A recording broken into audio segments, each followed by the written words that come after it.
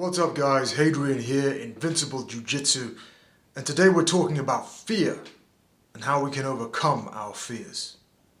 So what is fear? Fear is an involuntary physiological and emotional response to the perception of danger. Now, this doesn't necessarily have to be the danger that you face in a street altercation or stepping into the cage. This can be the perceived threat of the boardroom meeting. You've got to get up in front of 20 of your peers, 20 of the bigwigs at the office and give a 30-minute presentation on last quarter's plummeting figures. Whatever it is. When there's a perceived threat, there is an emotional and physiological response that occurs, and usually these emotional and physiological responses run along the same lines. Now let's focus specifically on the physiology. When you are afraid, your hands start to shake, you tremble, your mouth gets dry, you may feel a loosening of the bowels and the bladder, you sweat, your voice gets weak. These are all physiological responses to the perception of danger. Now, the way that fear is most ordinarily dealt with is through talking therapies. Let's say you are a person who suffers from depression or anxiety. You will go to a therapist, a counselor. Maybe you'll seek out some CPT, some cognitive therapy, some talking therapy that will analyze your psychology and will try to fix your issues this way, cognitively. Let's say you're an athlete and you're suffering from performance anxiety. You will speak to a sports psychologist who will also talk to you and try to analyze your fears and address them cognitively. Or maybe you'll just talk to yourself. You'll try to talk yourself down from the ledge. Now, these are all very effective modalities. They all absolutely work. We've got over a century of information on talking therapies, cognitive therapies, and their efficacy. And they absolutely have their place. But they don't always work. As Alan Watts, the esteemed late 20th century philosopher and mystic, likes to say, putting the mind in charge of the mind is like putting the bank robber in charge of the bank robbery investigation. Nothing's going to get done. Now, as I say, this isn't true all of the time, but some of the time it doesn't work for us. Talking to ourselves or being talked to isn't what we need. It isn't effective enough. It isn't accessible enough. And this is where addressing the physiology comes into play. So we've discussed the physiology. The physiology is your physical response. Now, it can be argued that the emotional and the physiological response are one and the same, or at the very least, almost indistinguishable. So we're just going to err on the side of the physiology for now, because the physiology is, to my mind, an overlooked and perhaps far more accessible and maybe even more effective means of addressing our fears than the cognitive approach. I will refer you to Jeff Thompson. I've talked about Jeff Thompson before because he's an absolute legend. Jeff Thompson was a doorman in the UK in the 80s and 90s in a place called Coventry. Coventry was an incredibly rough, violent, dangerous place, at least in the nightclub scene back in those days. And Jeff Thompson was swimming in a sea of fear. Every night he was faced, according to him, he was faced with the very real threat of losing his life.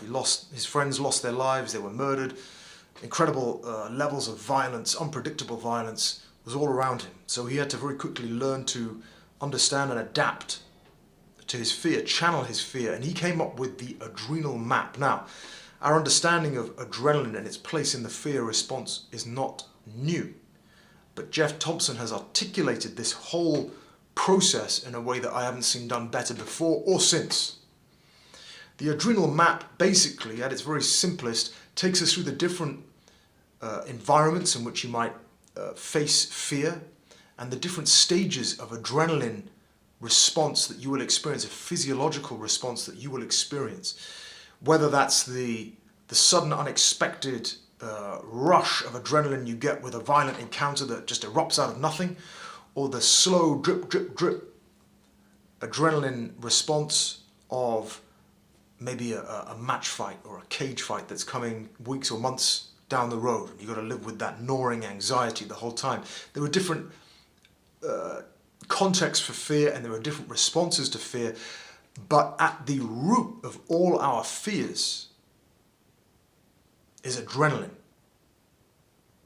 Now, adrenaline is there to help us. Thousands of years ago, when we were fighting saber-toothed tigers and hunting mammoths, our adrenaline was there to warn us of danger, to help us respond more effectively to dangerous situations by making us stronger, faster, more resilient to pain, more focused.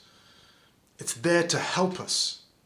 When you get the feeling, when you encounter a dangerous situation or a challenging situation, whether that's in the boardroom or in the cage, when you feel the need to defecate, when you feel like you're going to shit your pants in the face of fear, this is a very natural response. It's as natural as if you put your hand close to an open fire, your hand will get warm. This is an involuntary physiological response. So is the need to shit yourself when faced with danger. This is your body helping you. This is your body preparing you. It's preparing you to jettison the excess waste so that you can either fight harder or run faster. Adrenaline is our friend, it's our ally, it helps us. But it can be our worst nightmare if we don't understand what it's doing to us. And this is where knowledge plays a huge factor in overcoming our fears, understanding our physiological response, understanding the adrenal response, understanding that these physiological reactions you're experiencing in the face of fear, the trembling limbs, the dry mouth, the cold sweats, the loosening of the bowels, they're all there. Understanding that they're all there to help you can help you overcome your fear. But if you don't know what's happening to you physiologically, your adrenal response will very quickly overwhelm you. It will lead to a physiological cascade that will very quickly overrun and overwhelm your psychological barriers, and your psychology will collapse. And you will run in the face of fear, or you will collapse in the face of fear. You will fail in the face of fear. So what are the ways that we can mitigate or even channel and use fear and use adrenaline to our advantage? Well, the first, as I've said, is knowledge. Knowing your body's physiological response in the face of fear will go a long way to helping you control that fear. The fact that your legs are shaking doesn't necessarily make you a coward. It just means that your adrenaline is preparing you for fight or flight. So knowledge is the first key. The second thing is, let's say you're about to step onto the mat for a Jiu Jitsu tournament, you're nervous. This is where your warm-up comes in. Your warm-up is there to help you not only warm up your body for the engagement that you're about to enter, but it's there to burn up the excess of adrenaline. It's there to channel the adrenaline, channel the fear into something positive, into positive movement. So do something physical with your fear. If you can change your state, you can change your psychology. And the final thing is breathing. When we get into a challenging situation, when the adrenaline starts to flow, the first thing to go is our breathing. Our breathing gets fast, it gets shallow. This means that we're not oxygenating our body, we're not oxygenating our brain effectively. So our body can't operate effectively, our brain can't operate effectively, we can't make quick, sharp decisions. So when you find yourself in a challenging situation, it takes practice, but everything takes practice. Slow down your breathing. Practice breathing more deeply, slowing the inhalation, slowing the exhalation, breathing diaphragmatically. This will go a long way to helping you control your adrenal response, control your fear. And you can play it the other way. You can toggle it both ways. Next time you're feeling in a funk, next time you're feeling confused or your head is clouded with indecision, you're just feeling at a low ebb, drop down and bust out 50 press-ups. Or jump in an ice shower, jump in an ice bath, jump in a cold shower, shock your physiology.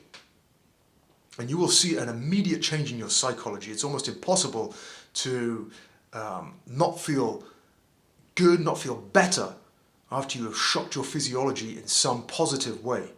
There will be an endorphin rush, a dopamine rush, an adrenaline rush that will totally change your psychology. So master your physiology to master your psychology. There you are, guys. Just a quick diatribe on fear and how we can use it to our advantage. If you like this video, give it a thumbs up, subscribe to the channel, and if you're into it, I've got the old Invincible Jiu Jitsu merchandise. There's more coming. Hoodies, t-shirts, all that good stuff. So keep an eye out for the links that will be posted in the videos when the merchandise is released. Until next time, until I see you again, train well.